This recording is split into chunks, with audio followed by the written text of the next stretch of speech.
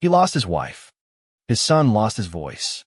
And a house once filled with laughter turned into a silent palace of grief. That was Ethan Walker's realistic, powerful billionaire who could buy anything but the one thing that mattered most, a family that felt whole. His 5-year-old son, Noah, hadn't spoken a single word in 7 months. Not a whisper, not even a sound. After the funeral, it was like Noah's voice just vanished in a thin air, replaced with glances and shrugs, drifting through those giant empty rooms. Ethan tried everything: child therapists, speech pathologists, specialists flown in from New York, you name it. But every single expert left his home with the same look of defeat and a report that said what he already feared: trauma doesn't follow schedule. So Ethan buried himself in work. It was easier to listen to conference calls and scan through endless contracts than to sit in that house, surrounded by the memory of someone he could never bring back. Noah became like a shadow in those echoing halls. Nannies came and went, polite, efficient, forgettable, until one day, a last-minute recommendation from his lawyer put a woman named Aaliyah Brooks at their door. Aaliyah wasn't rich, wasn't famous. Her resume barely registered with Ethan, didn't even really look at it. But somehow, in the weeks after she arrived, the energy of the house changed. No big gestures, no crossing boundaries, just a subtle warmth. Noah started to smile again. Not with Ethan, never that. But when Aaliyah was near, the corner of his mouth would curl. Ethan pretended not to notice. But he did. He saw it late one night on the security footage he reviewed out of habit. There was Aaliyah reading a picture book. Noah sitting cross-legged beside her, nodding, engaged. It wasn't what happened that kept Ethan watching that 38-minute video. It was what didn't happen. For the first time in months, Noah didn't look away. He was present.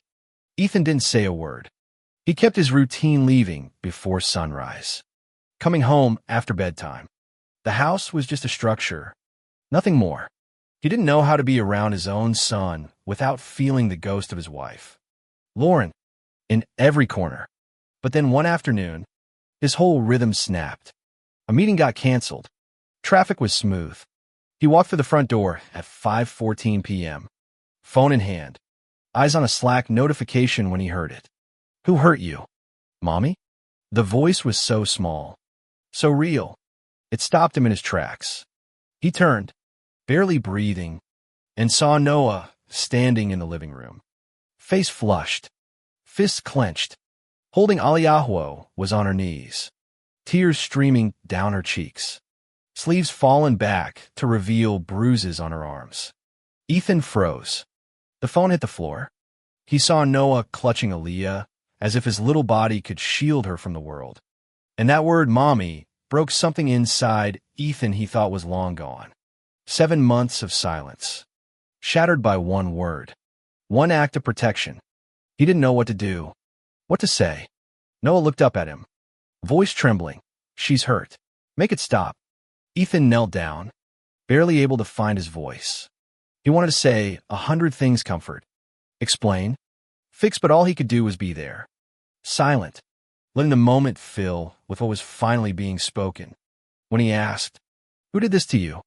Aaliyah answered quietly, "It's complicated. It's not about this job." She trembled as she explained her older brother. Intense, someone who never quite knew his own strength.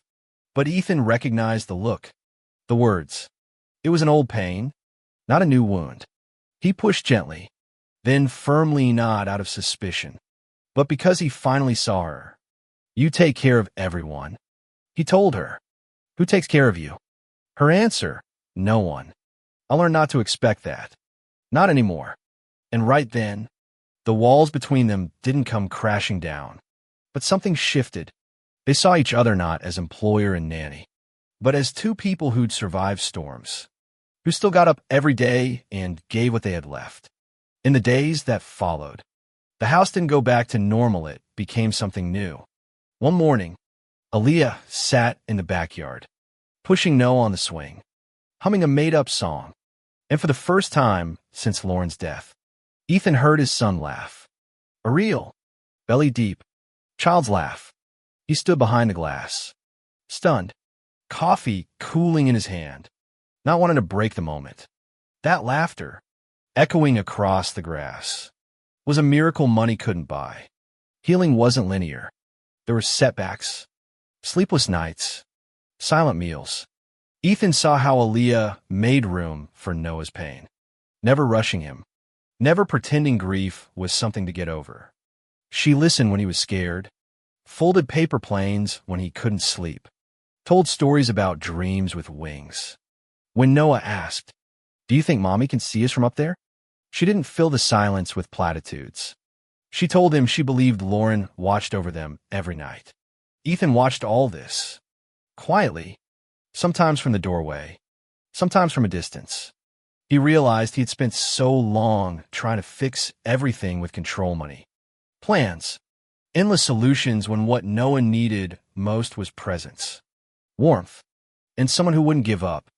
He started to see Aaliyah not just as the help, but as someone who'd become essential, someone who showed up, who cared, who carried her own scars with grace. One day, Noah drew a picture, 3 stick figures, hand in hand, labeled "My Family." Ethan's breath caught in his chest. Later, he left the drawing on Aaliyah's pillow, with a new question written underneath. "Is this what you want?" 2. Aaliyah didn't answer right away. She just folded the paper gently, tucked it into her purse, and carried it with her, like she carried hope she'd almost forgotten she had the right to feel. When Ethan finally asked her not with grand words, but with a paper airplane and a ring hidden inside, Aaliyah said yes. Yes to a new family. Yes to healing together. Yes to loving and being loved back. Their wedding was small, just friends and family, in the backyard where Noah had first learned to laugh again. Aaliyah walked down the aisle in an ivory dress, her mother by her side, Noah between them, holding both their hands. When it came time for vows, Aaliyah spoke simply, "I don't believe in fairy tales, but I believe in healing, and I believe in this family."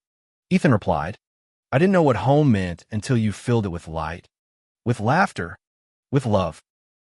Noah, now braver, stood at the altar, microphone in hand. "We are not alone anymore," he said, his voice clear and sure. The crowd erupted in tears and applause. Aaliyah gathered him close. Ethan wrapped his arms around them, and they stood together, no longer a house full of ghosts, but a real family. As the sun set and laughter rang through the garden, Noah called out to everyone, "That's my mommy." There was no more silence, no more grief, only joy, the kind that comes after storms, hard-won and fiercely protected. And as Ethan looked at the 2 people who had saved him as much as he'd tried to save them, he whispered, "You're home." And they were. What part of this story touched you the most? Let us know in the comments. If this video meant something to you, please consider subscribing. Your support helps us keep sharing stories that heal and connect. Thank you for being here with us.